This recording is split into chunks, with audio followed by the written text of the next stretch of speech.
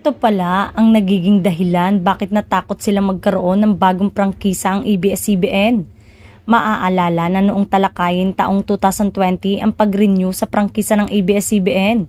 Inihayag na ni Salceda na batay sa testimonya ng Securities and Exchange Commission at Bureau of Internal Revenue. Walang nilabag na ownership restriction at walang utang sa buwis ang naturang network company. Inuulat din ng Technical Working Group na nilabag umano ng ABS-CBN ang dati nitong prangkisa dahil sa mga sumusunod na dahilan.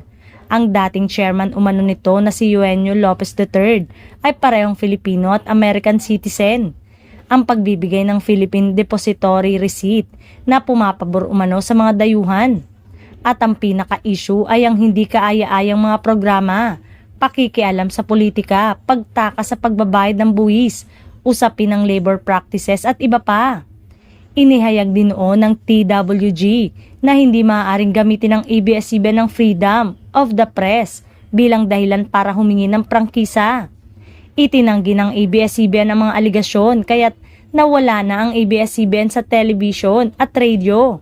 Sa utos na rin ng National Telecommunication Commission dahil sa kawalan na nito ng prangkisa. Ngayon ngang muling binuksan ng usapin ng prangkisa ay may banta na muli ang tungkol sa press freedom. Say ng netizen, ay bakit pinipigilan nila na magsalita ang ABS-CBN sa isyu ng politika?